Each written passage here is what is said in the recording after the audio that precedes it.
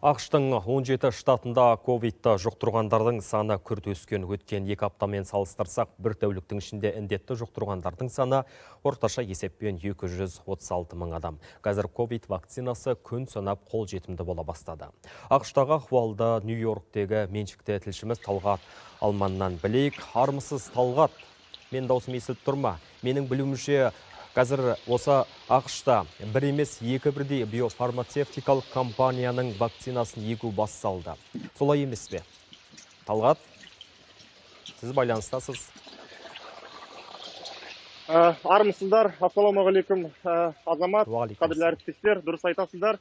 Осы айдың, яғни желтоқсанның 11-нен бастап Pfizer фарм компаниясының екпелерін, яғни вакциналарын қолдануға рұқсат берілген еді, және де осы аптаның басынан дүйсенбіден дәлірек болсақ, Moderna вакцинасы да шектелген мөлшерлерде шығарыла бастады. Бұл екі компанияның да өндіретін екпелерінің мөлшері осы аптада 7,9 шамамен 8 миллионды құрайды деп күтілуде, және де жылдың соңына дейін, яғни желтоқсанның соңына дейін америкалықтар 20 миллион мөлшердегі вакцинаны қабылдайды деп болжануда. Енді осы орайда келесі нәрсені айтып кету керек.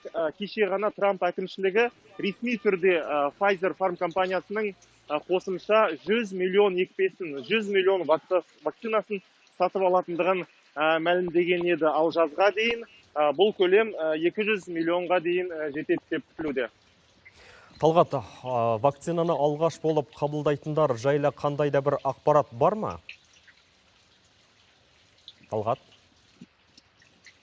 Әрине, енді ондай ақпарат бар. Вакцинаны алғаш болып қабылдайтындардың қатарында ең әуелі мемлекеттік сектордағы егде жастағы қызметкерлер тұр, және олардан кейін кезекте ерекше күтімді қажет ететін немесе ауыр халде жатқан науқастар бар.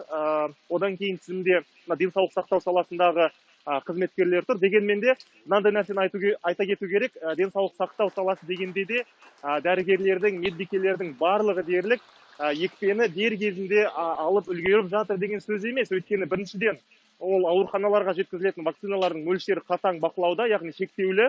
Екіншіден, екпені ауруханаларға жеткізу процесі, жеткізу барысы бірнеше күнге, тіпті бірнеше аптаға созылуы мүмкін дейді. Осы орайда денсаулық сақтау қызметкерлерінің наразылығы пайда болып жатыр. Солардың біріне дәл қазір назар аударайық.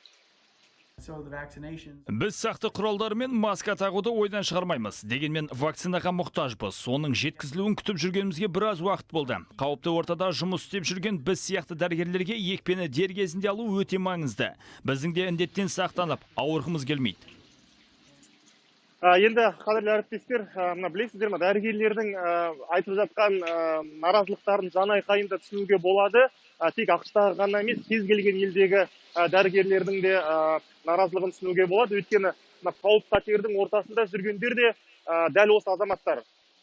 Қазірдің өзінде, мысалы, індеттің кесірінен денсаулық сақтау қызметкерлері ауырған денсаулық сақтау қызметкерлердің саны, мысалы, 400 мыңға жетсе, қайтыс болғандардың саны 300 мыңға дейін жетті. Бұл енді сұмдық көрсеткіш.